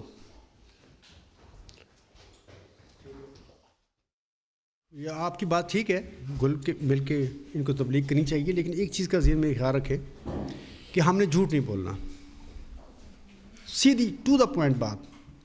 یا ایھا الذین آمنوا قولوا قولا سدیدا, یہ قرآن کی تعلیم ہے, پیچیدہ بات نہیں کرنی ہم نے. اگر ہم بھی کریں گے تو ہمارا مشن کیا ہے, ہم نے کیا کرنا ہے؟ تو ہماری بنیاد ہے قولوا قولا سدیدا پہ. باقی اپنی طور پہ اچھے دوست ملتے ہیں, اچھے دوست بناؤ, ریزنیبل اور پڑھے لکھے لوگ ہیں اور وہ بات سنتے ہیں تو ان کو سناؤ. بعض اوقات میرے پہ سوال کیا جاتا ہے کہ آپ چاہتے ہیں حج کرنا. میں اپنی ذاتی بات بتاتا ہوں آپ کو میرا بڑی خواہش ہے, میں بڑا شوق ہے, اور میرا دوست ہے پیچھے بیٹھا ہوا, میں نے کافی دفعہ ان سے بھی کہا ہے کہ ہم چلیں گے انشاءاللہ, حج کریں گے. پتہ میں کیسے حج کروں گا؟ میں جو ہوں, جیسا بھی ہوں, میں اس طریقے سے اپنے فارم سعودی عربیہ کی ایمبیسی میں فل کروں گا. اگر وہاں پہ کھانا لکھا کہ آپ مرزا غلام کو مانتے ہیں, میں کہتا ہوں میں مانتا ہوں, بالکل مانتا ہوں, میں امتی نبی مانتا ہوں, میں اس کا پیروکار ہوں. اور میں کیا ہوں؟ میں یہ ہوں. اس کے بعد میں اپنے آقا حضرت محمد صلی اللہ علیہ وسلم کے جو دین ہے اس میں جو حج ہے میں وہ کرنا چاہتا ہوں, میری خواہش ہے. تو میں ریکویسٹ کرتا ہوں مجھے ویزا دیا جائے. اگر وہ ویزا دیں گے بخوشی جاؤں گا انشاءاللہ, حج کروں گا. اگر کہیں گے نہیں تم قادیانی ہو یا تم فلانو ہو, میں نہیں دیتے. میں سمجھتا ہوں کہ میرا حج ہو گیا. انما الاعمال بالنیات. ہمیں اس کام کے لیے کوئی غلط کرنے کی ضرورت ہی نہیں ہے, اللہ پہ چھوڑ دیں. کیونکہ یہ جو لوگ ہیں نا, ہم لوگ اکٹھے ہوئے, یہ جو سب کچھ سچائی, اللہ نے سب کچھ کام کرنا ہے. ہم لوگ تو صرف ایک سبب ہیں, بن گئے ہیں. تو ہم اللہ تعالیٰ کی جو تعلیم دی ہے اس نے آنس ہم کو بتائی ہے, ہم اس سے آگے پیچھے نہیں ہوں گے. ہاں یہ بھی نہیں ہے کہ ہم لڑتے پھریں, غلط طریقے سے لوگوں کو تبلیغ کریں, پیار سے محبت سے. یہ لوگ کہتے ہیں love for all hatred for none. میں کہتا ہوں یہ نعرہ ان کو منہ چڑھا رہا ہے بھی تم کرتے کیا ہو. لیکن انشاءاللہ تعالیٰ آپ اس کو پکڑ لیں کہ ہم بالکل محبت کرتے ہیں, ہمارے دل میں کسی کے لیے کوئی نفرت نہیں, کوئی انتقام نہیں, ہم انتقام کے بھی قائل نہیں. اور پھر ہم یہ بھی کہتے ہیں کہ آزادی سب کے لیے, غلامی کسی کے لیے نہیں. تو پیار اور محبت سے اپنی تبلیغ کریں, جا کے کریں. اگر آپ کو گنجائش ملتی ہے, ایسے ماحول ہے, حالات ہیں, یہ تو ویری گڈ, بہت اچھی چیز ہے. اور اگر کوئی سعید روح, اگر کس کو سچائی ملتی ہے تو یہ تو بہت انعام ہوگا. تو لیکن میں پھر وہی کہوں گا کولو کال سدیدہ, ہم یہ بات کریں گے. تو میری پاس تو ایسی چیز نہیں ہے. تو بعض اوقات یہ ادھر کمزوریاں جماعت میں دیکھتا ہوں ہوتی ہیں اس قسم کے معاملات میں, میں اس کو مناسب نہیں سمجھتا. تو اس لیے میں تو سمجھتا ہوں کہ جو بھی ہوں سامنے ہوں. پاکستان میں گیا, اگر کسی نے پوچھا میں کہا اوکے ٹھیک ہے, میں تو یہی ہوں, میں عبدالغفار ہوں, میں نہیں چھپا وہاں پہ. اگر مجھے ویزا نہیں مثلاً پاکستان سے دیا جاتا یا کیا ہے, پھر ہمارا ایمان تو گاڈ پہ, اپنے اللہ پہ ہے. یہ چھوٹی چھوٹی چیزیں جب ہم اللہ کو اختیار کر لیں گے, یہ ہماری آزمائش ہے. تو جب انسان مکمل طور پہ اللہ کا ہو جاتا ہے, اس پہ اس کا جینا مرنا, آسم نے فرمایا اللہ تعالیٰ نے, کل انا صلاتی و نسکی و محیایا و مماتی للہ رب العالمین. کہہ دے کہ میری نماز, میری قربانی, میری زندگی اور میری موت اللہ کے لیے, جو تمام جہانوں کا پالنے والا رب ہے. تو ہمارا زندگی کا فلسفہ یہ ہونا چاہیے اور ہے کہ ہم تبلیغ کریں گے, سچی بات پہنچائیں گے, لیکن الاعلان جو ہم ہیں سامنے ہیں. باقی یہ جو ہے اللہ تعالیٰ نے آنسم کو بھی فرمایا تھا, ایک جگہ پہ آتا ہے کہ اللہ کا باقی النفسہ کا اللہ یکونا مومنین. سورۃ شورا میں یہ بات آتی ہے کہ اے محمد, اللہ فرماتا ہے کہ تو اس غم میں ہلاک ہو جائے گا کہ یہ لوگ ایمان نہیں لاتے, یہ مومن نہیں بنتے. ہماری زندگی ذمہ داری اتنی نہیں ہے, ہم لوگوں کی صرف اتنی ذمہ داری کہ وما علینا الا البلاغ. کھول کے دلیل کے ساتھ اپنی بات بتا دو. باقی کسی انسان کے مقدر اپنے ہیں. انا علینا للہدیٰ, اللہ تعالیٰ فرماتا ہے کہ ہدایت دینا میرا کام ہے. جب اللہ نے آسم کو فرما دیا کہ آپ دروغہ نہیں ہیں, آپ کا کام ہے صرف بلاغ کر دیں کھول کے, تو ہم بھی کریں گے. تو انشاءاللہ تعالیٰ ہم نے تو سب کچھ پا لیا اللہ سے. تو اور کوشش ہے ہماری کہ اور لوگوں کو بھی یہ نعمت ملے, ہدایت ملے, اور شیئر کریں اس ہدایت سے. تو انشاءاللہ تعالیٰ جب آپ اس دعا کے ساتھ چلیں گے تو آپ کے دن دگنی رات چگنی آپ لوگوں کی بات میں وزن بھی ہوگا, اس میں برکت بھی ہوگی, کیونکہ ہم نے سچی بات کی اور سیدھی بات کی.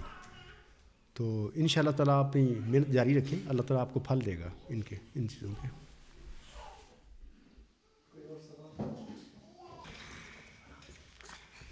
السلام علیکم ورحمۃ اللہ وبرکاتہ. میرا سوال یہ ہے کہ آپ کا خطبہ کل مساک النبی کے بارے میں تھا. کیا اللہ تعالیٰ نے آپ کو بھی کسی آنے والے وجود کی خوشخبری دی ہے؟ ہاں یہ سوال میں نے سن لیا ہے. پہلی بات تو یہ رکھیں یاد کہ جو میں نے خطبہ دیا تھا وہ مساق النبیین ہے, نبیوں کا عہد, اس کی میں نے بات کی ہے. نبیوں سے اللہ تعالیٰ نے یہ عہد لیے ہیں. اور جو ذکی غلام حضرت مرزا صاحب کو ملا ہے, اگرچہ اس کو نبیوں کے نام دیے گئے ہیں اور کافی میرے الفاظ نہیں, اللہ تعالیٰ کے کلام میں اس کے لیے بہت کچھ ہے, لیکن میں سمجھتا ہوں باہر وہ ذکی غلام ہی ہے, وہ غلام ہی ہے حضرت مرزا غلام علیہ السلام کا. لیکن ایک چیز یاد رکھیں کہ اگر آئندہ زمانے میں میرے بعد کوئی بندہ آئے گا, کوئی ظہور کرے گا, تو اس کی اللہ تعالیٰ مجھے ضرور خبر دے گا اور میں اپنی زندگی میں وہ بتا کے جاؤں گا. لیکن اگر کوئی ضرورت نہ پڑی, خدا تعالیٰ نے ایسے کام کرنے ہوں گے یا مجھ سے کروا دینے ہوں گے کہ وہ کام جو پہلے ہو گئے ہیں اس کا سدباب ہو جائے ایک بندے کے ذریعے, تو شاید پھر خبر نہ میں نہیں ملے. لیکن ویسے بھی حدیث آنسم کی بتاتی ہے کہ ہر 100 سال کے بعد تو اللہ تعالیٰ کو اپنی طرف سے ایک بندہ کھڑا کر دیتا ہے اور اس کو الہام کرتا ہے, اس کو وہ اپنا ریفارمیشن کا وہ کام کرتا ہے. تو یہ جو مساق النبیین ہے, بارے نبیوں والا عہد ہے, نبیوں کے ساتھ اللہ تعالیٰ نے کیا ہے. تو جو ذکی غلام ہے وہ تو ایک نبی کا غلام ہے. تو بہرحال میں سمجھتا ہوں آپ کا سوال کا جواب اس میں آ گیا ہے. جزاک اللہ. ہمارے ہاں کوئی سوال نہیں ہے. اچھا, ادھر سے نہیں ہے, ادھر سے کوئی ہے سوال تھوڑا؟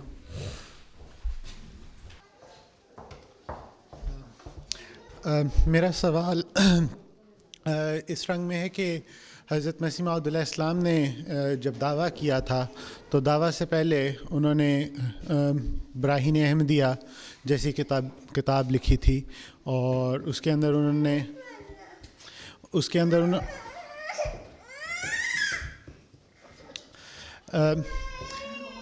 انہوں نے ہندوؤں اور اس وقت کے کرسچنز کو چیلنج کیا تھا ان کے عقائد کے بارے میں, اور ان کو اسلام کی صحیح رنگ میں حقیقت بتائی تھی.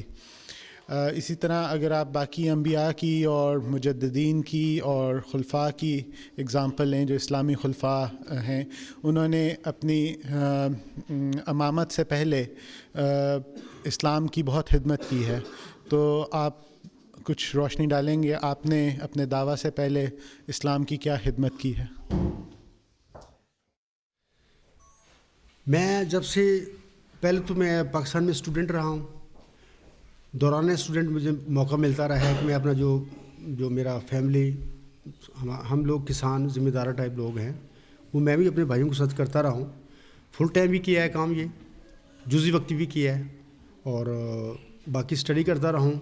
اور اسٹڈی کے بعد پھر میں نے یہ کام, یہ مڈل دسمبر 1983 کا یہ واقعہ آ گیا میری زندگی میں. اس کے بعد راستے ہی بدل گئے, سوچ ہی کسی نے بدل دی, زندگی کا مقصد ہی بدل گیا. پھر اس کے بعد تو پھر اللہ تعالیٰ نے کہا کہ یہی کام کرنا ہے, میں اس پہ شروع کر دیا کام. ادھر یورپ میں آیا ہوں. میں نہیں ذاتی طور پر میں نہیں پسند کرتا آنا باہر سے. میں چاہتا ہوں کہ صرف روٹی مل جائے, جیسے میرا صاحب نے فرمایا کہ 2 جوڑے کپڑے کے ہوں اور روٹی سادہ ہو تو میں راضی ہوں. میری بھی یہی حالت تھی. میرے رشتہ داروں نے ٹکٹیں بھیجی یہاں سے جرمنی سے کہ آپ آئیں, کیا کریں گے ذرا. میں نے وہ واپس کر دی. میں نہیں چاہتا, کیونکہ میرا مطمع نظر پیسہ نہیں ہے. تو جب میں قناعت پہ ہوں, مجھے دے رہا ہے اللہ تعالیٰ, لیکن پھر ایسے حالات پیدا ہو گئے وہاں پہ ملک پہ, مجھے آنا پڑا. جب ادھر آ گیا ہوں تو آتے ہی میں مجھے نہیں کانسیپٹ نہیں تھا میرے ذہن میں یہ ایسے بینیفٹس یہ ہوں گے. میں آتے ہی یونیورسٹی گیا. پہلے آنے کے بعد کیل میں جب میں انٹر ہو گیا, 1-2 دوست مجھے مل گیا پرانے ادھر رہنے والے, ان کے ساتھ لے کر میں یونیورسٹی گیا کہ میں ایڈمیشن لے کے میں آگے فردر اسٹڈی کرنا چاہتا ہوں اپنی جو چھوڑی. تو وہاں پہ مجھے پتہ چلا کہ پہلے آپ کو آفن تھارڈ لابنس, یہ جرمن لفظ ہے, یہ ویزا ہے, وہ آپ کو ہے آپ کے پاس. میں نے کہا کہ نہیں, میں تو کیس درج کرایا. انہوں نے کہا کہ سوری ہم نہیں کر سکتے, آپ اسٹڈی نہیں کر سکتے جب تک آپ کے پاس ویزا نہ ہو. تو میں بے بس ہو گیا. اس کے بعد یہ چیزیں ادھر پتہ لگا کہ یہ تو ویلفیئر سسٹم ہے ادھر ان کا, جو بے روزگار لوگ ہوتے ہیں ان کو یہ دیتے ہیں اور یہ کام نہیں کرنے دیتے. یہ کہتے ہیں کہ you have not to do any work. مجھے مجبوراً بیٹھنا پڑا. اگر یہ نہ ہوتا تو میں کام کرنا شروع کر دیتا, کیونکہ یہ چیزیں ٹھیک نہیں ہیں. اپنا کماتا ہے, اپنا کام بھی کرتا ہے, لیکن ہمیں پابند کر دیا گیا کہ تم نے کام نہیں کرنا. تو جب پابند کر دیا مجھے تو میں تو نہیں لیگل کام کر سکتا. تو پھر میں نے اس دوران یہ نیک کام اللہ نے مجھ سے کروائے کہ میں نے پورا اسٹڈی کی. یہ حضرت محمد صلی اللہ علیہ وسلم کا جو روحانی خزانہ یہ سب کتابیں میں نے ادھر ہی تفصیلی پڑھی ہیں, نوٹس کیے, سب کچھ کیا. 8 سال کے بعد مجھے الاؤنس ملی, ویزا ملا. اس کے بعد پھر میرا کام بھی شروع ہو گیا. جب کام مجھے ملا تو میں نے ویلفیئر نہیں لی, میں نے کام کیا, ٹیکس دیا, سب کچھ کیا. جب کام ختم ہو گیا تو پھر ادھر سسٹم ہے کہ وہ آربٹ لوس ہو جاتا ہے, ورک لیس ہو جاتا ہے, تو پھر اس کا ویلفیئر جو آربٹ جو ہے وہ آربٹ سم وہ پے کرتا ہے. تو پھر دوبارہ کوشش کی, ایڈورٹائزمنٹ کی, ویربوں کہتے ہیں ادھر جرمن لفظ میں, کرتا رہا. جب کام ملتا ہے یا کوئی گورنمنٹ نے مجھے دے دیا وہ کیا. جب نہ ملے تو پھر مجبوری ہے انسان کی, تو پھر انسان کو وہ لینا پڑتا ہے بینیفٹ. وہ میں نے بھی لیا, اور اب بھی جب کام نہیں ہوتا تو میں لیتا ہوں. تو میں اس کو سمجھتا ہوں کہ یہ غلط بات نہیں ہے کہ بندہ کام نہیں ملتا اور اسٹیٹ کہتی ہے اگر کام نہیں ملتا یو ہیو ٹو لیو, تمہاری یہ رائٹس ہیں, یہ لو. تو جب کام مل جاتا ہے یا گورنمنٹ کوئی کہہ دیتی ہے کہ یہ کام کرو تو پھر کام شروع کر دیتے ہیں.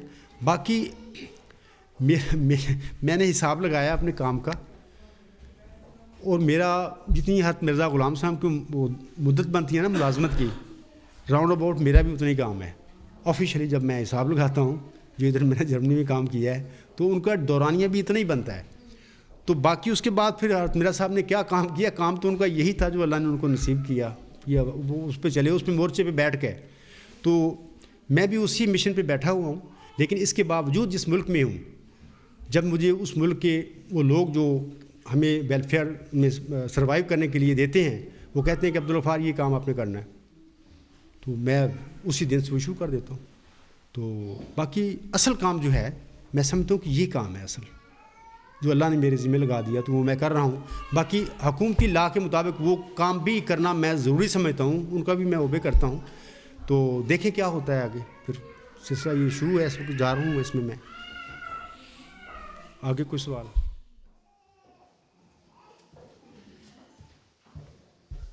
حضور السلام علیکم. میرا سوال یہ ہے کہ جیسے کہ عام احمدیوں میں یہ کنسرٹ پایا جاتا ہے کہ اگر ہم جہاں خلیفہ ہوتا ہے یا جہاں امام ہوتا ہے بڑا جو بھی, وہاں جا کے نماز پڑھیں تو زیادہ ثواب ملتا ہے بنسبت کے اپنی علاقے کی مسجد میں.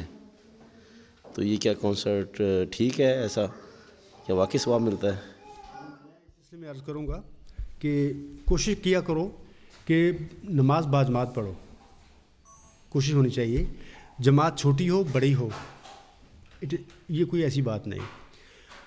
ٹھیک ہے, جن لوگوں کا گمان ہے کہ یہ ہمارے خلیفے ہیں اور یہ خدا کے بنائے ہوئے ہیں, جو بھی ان کا ہے مسئلہ, اس معاملے سے پہلے یہ میرے علم میں بھی یہی بات تھی.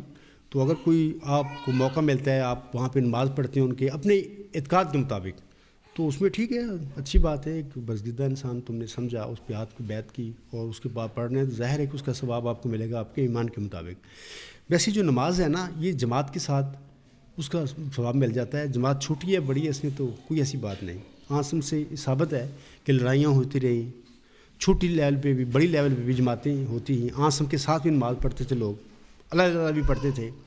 تو یہ کنسیپٹ بعض اوقات کچھ وجوہات کی بنا سے بنائے گئے ہیں جماعت میں, ذہنوں میں غلامی کو پختہ کرنے کے لیے یہ چیزیں بنا دی گئی ہیں تاکہ لوگوں میں یہ چیزیں رچ جائیں اور لوگ کوشش کریں کہ زیادہ سے زیادہ جہاں پہ جماعت کا خلیفہ ہو, جو بھی نام دے لو وہاں پہ ہو تو ادھر آئیں, محبت پیدا ہو, تاکہ وہ ان کی رہائی کے وہ وسائل, ان کا ذہن نہ کھل جائے صاف لفظوں میں نا.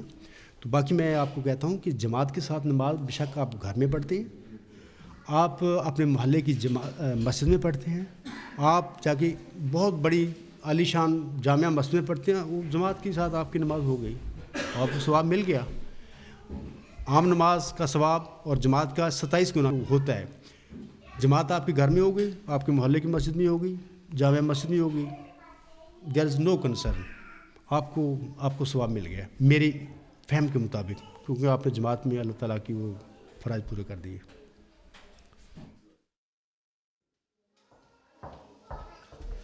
نماز کے حوالے سے آپ نے جواب دیا ہے, تو उसी सिलसिले में एक और सवाल ये है कि जनरल कॉन्सेप्ट तो इस्लाम में यही है कि मस्जिद में आके नमाज़ पढ़ने का सवाब घर में नमाज़ पढ़ने के सवाब से ज़्यादा है, और बल्कि यहाँ तक बाज़ हदीसों में आया है कि हर कदम पे जितने कदम आप मस्जिद की तरफ उठाओगे उतना गुना सवाब उस हिसाब से आपको सवाब ज़्यादा मिलेगा।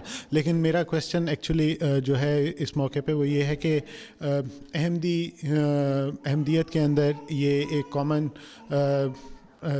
कॉन्सेप्ट है कि अहमदी गैर अहमदियों के पीछे नमाज नहीं पढ़ सकते।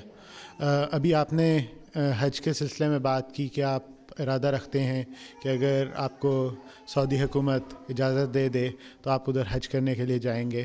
तो हज तो एक इज्तिमाई इबादत है, तो क्या आप उधर के इमाम के पीछे नमाज़ पढ़ने को समझते हैं कि वो जायज़ है? और क्या आप जनरली गैर अहमदी और अहमदी, अब तो चूँकि आपका एक नज़रिया डिफरेंट है, तो क्या आप अहमदियों और गैर अहमदियों के पीछे नमाज़ पढ़ने की इजाज़त रखते हैं? मैं आपका शुक्रिया अदा करता हूँ कि ये चीज़ मैंने पढ़ी हुई है, लेकिन इस वक्त मुझे याद नहीं रही। उसके मुताबिक मैंने एक जवाब दे दिया। बाकी ये ठीक है आपकी बात कि घर में जमात की नमाज़ पढ़ने अगर पढ़ी जाए तो उसके मुकाबले में अगर मस्जिद में जाके पढ़ेंगे तो उसका ज़्यादा सवाब है। हाँ, सबने पसंद फरमाया। लेकिन मसला ये है कि जब हम लोग इधर माइग्रेट आ गए हैं होके, तो ऐसी चीज़ें हैं, मसलन मैं इधर कील में रह रहा हूँ, एक अरसा दराज से कोई मस्जिद ही नहीं, घरों में नमाज़ें पढ़ते हैं। मेरे घर में एक लंबा अरसा मैंने नमाज़ पढ़ता हूँ, एज ए इमाम पढ़ाई है, तो इधर मस्जिदें बहुत कम हैं। तो ऐसी सूरत में बाज़ जगह तो थोड़े थोड़े लोग हैं तो वो अपने घरों में पढ़ लेते हैं। मैं इस कॉन्टेक्स्ट में मैंने मुकर्रम अब्दुल हई साहब का जवाब दिया है। वैसे इट इज़ एब्सोल्युटली राइट कि अगर किसी मोहल्ले में आपकी मस्जिद है और अपने नुक्ता नज़र आपके मुताबिक है, ये भी बात होनी चाहिए, तो वेरी बेटर, अगर आपके पास टाइम मिलता है आप निकाल सकते हैं तो आप वहीं पे जमात में जाकर शामिल हो जाए तो वो ज़्यादा अच्छा है, बेहतर है, क्योंकि आसम ने पसंद फरमाया है इस बात को। लेकिन अगर कहीं मस्जिद ही नहीं या मेरे नुक्ता नज़र के बंदे ही नहीं, मुझे दाखिल ही नहीं होने देते मस्जिद में, ये जो मैंने बताया एक दफ़ा कील की मस्जिद मैं भी वॉलंटियर जो आप वलीन थे उनमें मैं भी शामिल हूँ, लेकिन मैं जा ही नहीं सकता वहाँ में, नमाज़ पढ़नी तो बाद की बात है। तो ऐसी फ़िज़ा हो जाए तो बंदा क्या करे, फिर घर में ही पढ़े नमाज, लेकिन बाद नमाज पढ़नी चाहिए। अगर आपके फेथ के मुताबिक, अपने नज़रिए के मुताबिक आपको मस्जिद मिल जाती है आपके मोहल्ले में, तो इट इज़ वेरी बेटर कि आप बाद नमाज पढ़ें, मस्जिद में जाके पढ़ें, ठीक है। और मैं जब अज़ीज़म अब्दुल हई के जवाब दे रहा था, मेरे जहन में ये चीज़ निकल गई थी, आम जो यूरोपियन सोसाइटी में रह रहे हैं वो ये था। तो मैं आपका शुक्रिया अदा करता हूँ, आप मुझे याद दिला दिया, मैंने बात क्लियर कर दी। आगे कोई सवाल?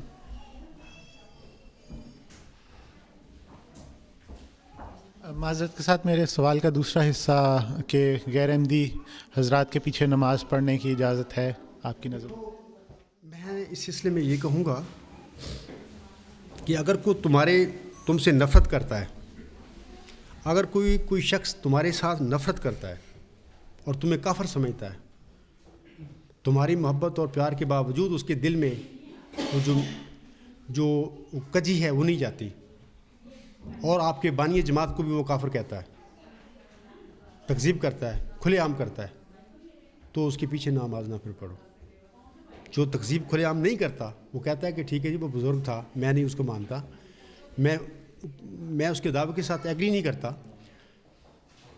वो मुखालफत नहीं करता, मतलब कि इतना बाज़बानी नहीं करता, मोहब्बत करता है आपसे और आपकी फ़ैमिली से, आप अच्छा है माहौल में, तो ला इलाहा इल्लल्लाह मुहम्मद रसूलुल्लाह हमारी बुनियाद है, उसके पीछे नमाज़ पढ़ो, वो आपके पीछे नमाज़ पढ़ो, इसमें कोई ऐसी बात वाली बात नहीं। क्योंकि बहुत सारी चीज़ें कुछ लोगों ने दाखिल कर दी, उससे नफ़रतें बढ़ी हैं। और ये नहीं कि मैं अपने लोगों को ज़िम्मेदार ठहरा रहा हूँ, मुसलमानों भी ऐसे बहुत लोग हैं जिनका काम ही पेशा ही है, वो यही काम करते हैं, तौहीन रिसालत कभी ख़त्म नबुव्वत, कभी कोई फतवा, ये दूरियाँ पैदा करते हैं उम्मत में, लोगों में, उनको डिवाइड करते हैं। तो बार ये गलत काम करते हैं जो लोग, मैं समझता हूँ कि मेरे बानी को जमात के जो जिसको मेरा हक़ मैं मानता हूँ, कोई गाली नहीं निकालता, उसको काफिर भी नहीं कहता, वो कहता है ठीक है जी मैं नहीं उनको इस दावे से इत्तफाक़ नहीं करता, उसका पर्सनल मामला है। बाकी वो ला इलाहा इल्लल्लाह मुहम्मद रसूलुल्लाह पढ़ता है, मैं भी पढ़ता हूँ, मैं उसके पीछे नमाज़ पढ़ूँगा, वो मेरे पीछे पड़ेगा, ऐसी कोई बात नहीं है। کیونکہ یہ چیزیں اس وقت شروع ہوتی ہیں جب قوم حد سے بڑھ جاتی ہے. حضرت مرزا صاحب نے اگر نمازیں پڑھنی چھوڑی تھی تو اس حد کے آگے چلے گئے تھے لوگ اور ان کی جان کو خطرہ ہو گیا تھا اور ایسی تکذیب کر دی گئی تھی, فتوے لگا دیے گئے تھے. تو پھر حفظ ما تقدم تھے ان کو بھی کرنا پڑا کہ جی اگر تم میرے پیچھے نہیں نماز پڑھتے تو میں بھی نہیں پڑھتا. بہرحال اللہ تعالیٰ سب کو ہدایت دے ان لوگوں کو کہ یہ محبت کی بات کریں, نفرت کی نہ کریں, کیونکہ نفرتیں گھول گھول کے آج کہاں پہنچ گیا عالم اسلام. دنیا کے آگے انہوں نے ہاتھ پھیلائے ہوئے بھیک مانگتے ہیں. اگر یہ کام نہ کرتے اور ایک ہاتھ پہ اکٹھے ہو جاتے یا ایک کلمے پہ, ایک کتاب پہ اکٹھے ہو جاتے تو ان کی یہ حالت نہ ہوتی. تو یہ اپنی رنجشیں, اپنی تکفیر بازی کا نتیجہ ہے جو ہم بھگت رہے ہیں. باقی وہ سمجھتا ہے کہ کوئی مرزا غلام محمد عبدالغفار ہے, کوئی دعویٰ اس کو میں نہیں مانتا اس کا معاملہ, لیکن باہر وہ مسلمان ہے, نماز پڑھو اس کے پیچھے, وہ تمہارے پیچھے پڑھے, کوئی بات نہیں. یہ فروغی باتیں ہیں, ان کی کوئی بنیاد نہیں. عاصم کے وقت میں یہ نہیں باتیں تھیں. قرآن پڑھتے تھے, کلمہ پڑھتے تھے, سب بھائی بھائی تھے, مسلمان تھے. آگے کچھ سوال؟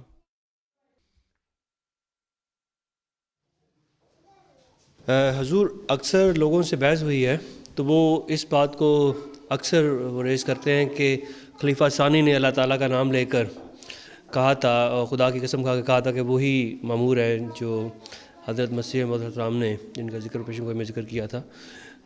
کیا عبدالغفار جبار صاحب نے کبھی قسم کھا کر دعویٰ کیا ہے کہ میں وہی مامور ہوں جس کا ذکر پیشن گوئی موعود میں؟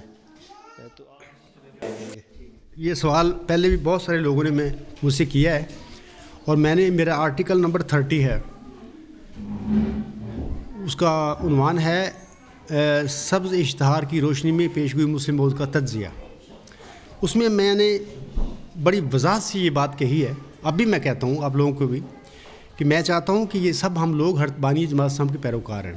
ہم نے اس کے ہاتھ پہ بیعت کی, ہمارے بزرگوں نے کی, ہم اس کو ماننے والے ہیں. یہ پیش گوئی مسلم موعود ایک فروعی جھگڑا ہے اور اس جھگڑے کو حل کرنے کے لیے اگر ہم ٹیبل کے بیٹھ کے اپنی دلیل سے بات کریں یہ حل ہو سکتا ہے.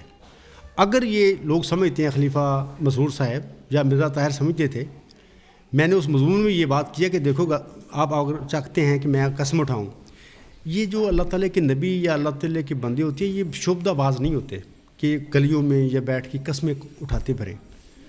سب سے پہلا ان کا معیار یہ ہوتا ہے کہ دلائل سے بات کرتے ہیں. ان کے پاس دلائل ہوتے ہیں اور دلائل سے, اور قرآن میں بھی کسی کی سچائی کے لیے قسم کا نہیں ذکر. وہاں پہ اللہ تعالیٰ فرماتا ہے اعوذ باللہ من الشیطان الرجیم لیہلک من ہلک عن بینہ, اور ویحیی من حی عن بینہ, یعنی وہ ہلاک ہو گیا جو دلیل سے ہلاک ہو گیا, وہ زندہ ہو گیا جو دلیل سے زندہ ہو گیا. یہاں پہ اللہ تعالیٰ نے یہ نہیں فرمایا کہ قسم جو کھا گیا وہ تو ٹھیک ہو گیا, جو نہیں قسم کھائی اس کو کوئی شک پڑ گیا, یہ باتیں نہیں. لیکن حضرت بانی جماعت صاحب نے قسم اٹھائی ہے اور خلیفہ ثانی نے اٹھائی ہے. میں نے ان لوگوں کو کہا ہے, آپ کو بھی کہتا ہوں کہ یہ لوگ ٹیبل پہ آئیں, بیٹھیں, اگر سنجیدہ ہیں, سنسیئر ہیں, ان کے اندر تقویٰ ہے اور یہ سچائی کی متلاشی ہیں, اگر باقی سمجھتے ہیں کہ خلیفہ ثانی, ان کے اندر ایک یقین ہے کہ وہ سچا تھا, سب سے پہلے تو میرے سوال جو میں اٹھاتا ہوں ان کو جواب دیں. یہ بائیکاٹ مقاطعہ نہیں ہونا چاہیے. اگر یہ جواب نہیں دے سکتے, یہ کہتے ہیں مجھے قسم اٹھا, تو میں یہ بات ان کو کہوں گا کہ پہلے مرزا مسرور صاحب کچھ بندے لے کے کسی جگہ پہ آ جائے. میں اپنے ساتھ, میرے ساتھ کچھ ساتھی, میری فیملی بھی اس میں ہوگی, میں بھی اس پہ کھڑا ہو جاؤں گا. میں ان آگے مرزا مسرور کو تبلیغ کرنا چاہتا ہوں, اس کو بتانا چاہتا ہوں کہ خلیفہ ثانی غلطی خوردہ انسان تھے اس معاملے میں. باقی مسیل بشیر اول کے طور پر وہ ٹھیک تھے, اگر یہ بات ہے تو ٹھیک ہے, لیکن آگے وہ جو انہوں نے کیا وہ غلط بات ہے. اس کے یہ دلائل ہیں اور میں آپ کو کہتا ہوں کہ اس جھوٹ کو چھوڑ دو. پوری جماعت تباہ ہو چکی ہے اور تباہ اس طرح ہوئی کہ ایک جھوٹ کو سچ بنانے کے لیے ہمیں 100 جھوٹ بولنا پڑا, نظام بنانے پڑے, اخراج مقاطع کرنے پڑے, ہم اسلام سے بہت دور چلے گئے. اس کے بعد میں کہوں گا کہ تم اپنی خلیفہ ثانی کی سچائی پیش کرو میرے آگے, کس طرح وہ سچے تھے وہ اپنے کریں. کچھ وقت آدھا گھنٹہ مجھے ملے, آدھا گھنٹہ وہ کریں. اس کے بعد میں پھر کہوں گا کہ میں سچا ہوں, خلیفہ ثانی کے سچائی کے لیے آپ کے پاس کوئی دلیل نہیں. پھر بھی اگر آپ سمجھتے ہیں کہ ہمیں یقین تب ہوگا آپ کی ایز اے ذکی غلام مسیح الزما ہونے کا یا مسلم ہونے کا اگر آپ قسم اٹھائیں تو میں اسی جگہ پہ قسم اٹھاؤں گا اور ان کو میں کہوں گا کہ اب آپ کے لیے کوئی رستہ نہیں ہے. تو میں کسی وقت بھی راہ فرار اختیار نہیں کیا قسم سے, بالکل تیار ہوں. لیکن مسئلہ ہے کہ وہ ماحول تو بنائیں. یک طرفہ قسمیں کھاتے پھرنا وہ مناسب نہیں ہے کہ وہ اللہ تعالیٰ کی کام ہے. میں کیوں اٹھاؤں قسمیں؟ میری پاس اللہ تعالیٰ نے دلائل دیے ہیں, ایسے دلائل دیے ہیں کہ یہ سب اس کے بوجھ کے تھیلے دبے پڑے ہیں. قسم کی ضرورت اس وقت مجھے پڑے گی کہ جب وہ کہیں گے کہ یہ دلائل سن لیے, ہمارے پاس کوئی جواب نہیں ان کا, لیکن ہمارا دل مطمئن نہیں ہوتا جب تک تم قسم نہ اٹھاؤ. تو پھر میں اٹھاؤں گا ان کی تسلی کے لیے. تو ان شاء اللہ تعالیٰ کو اگر بس وقت آیا تو یہ بات بھی ہو جائے گی.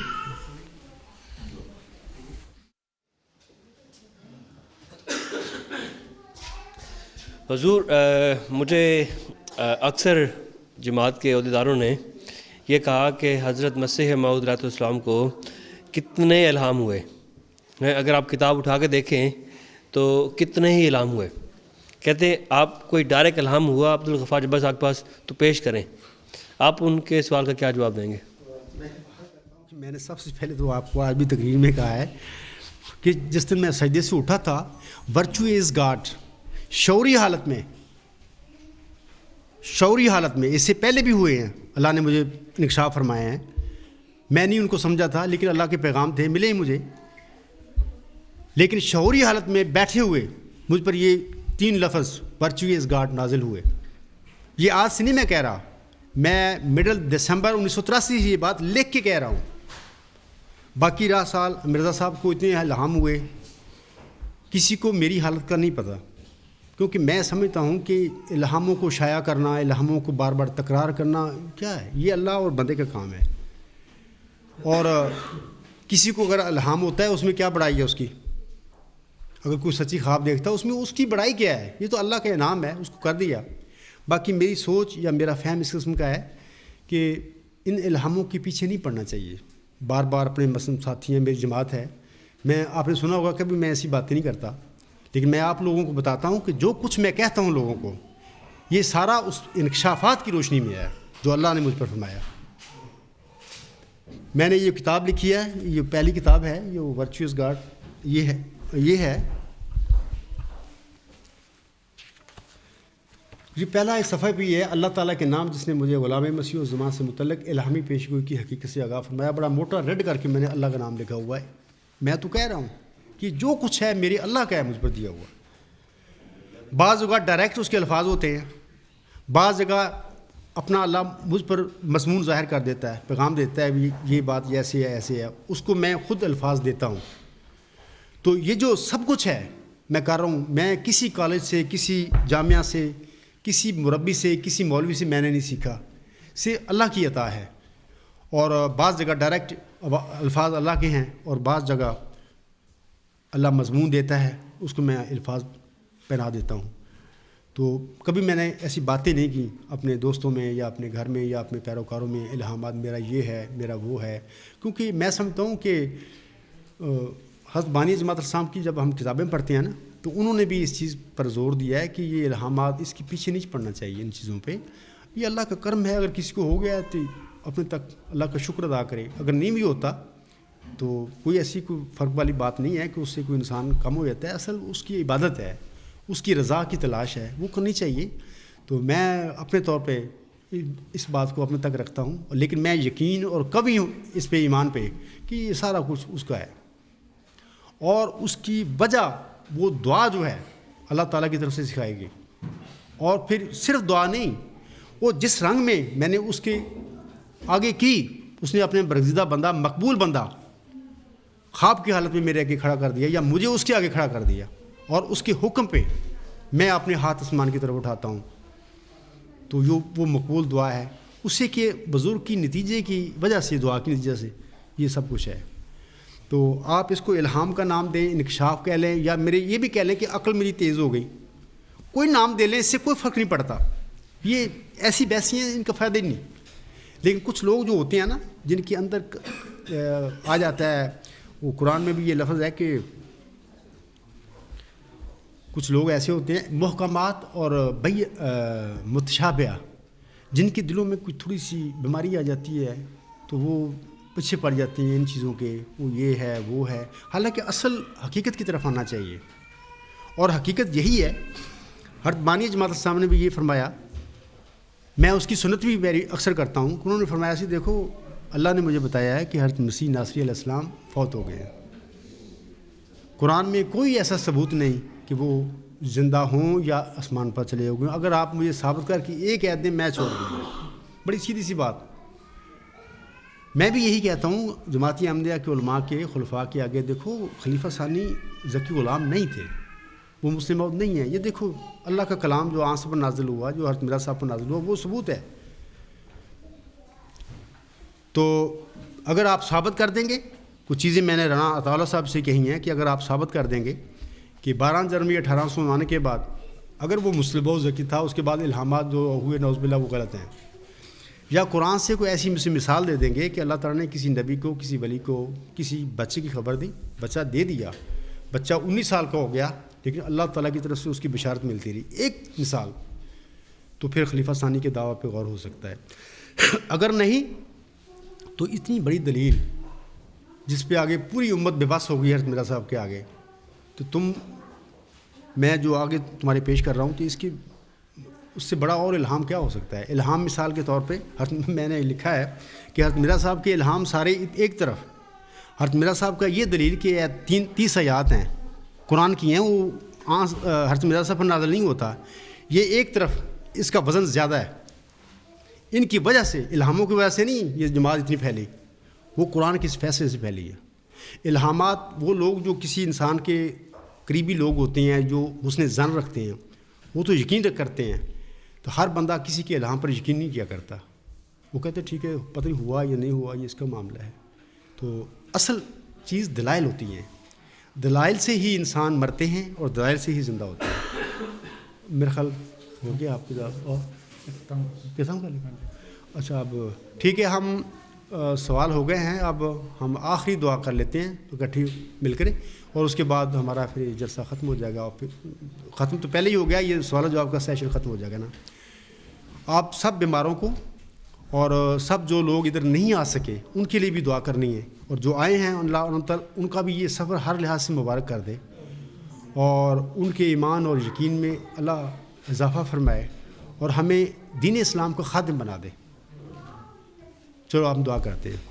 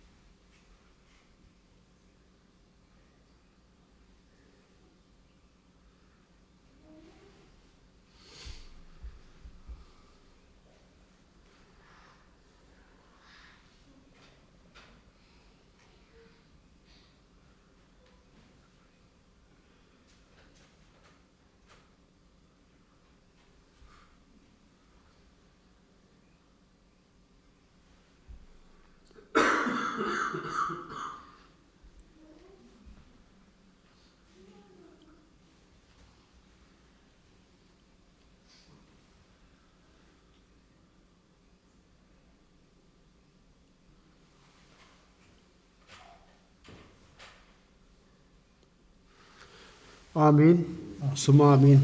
میرا جتنے دوست ہمارے اس جلسہ میں آئے ہیں، اس ملک سے آئے ہیں یا باہر سے ہیں، میرا سب کو بہت بہت سلام، اور اللہ تعالیٰ آپ کو جزائے خیر دے اس کی، اللہ آپ سے راضی ہو جائے۔ آمین ثم آمین۔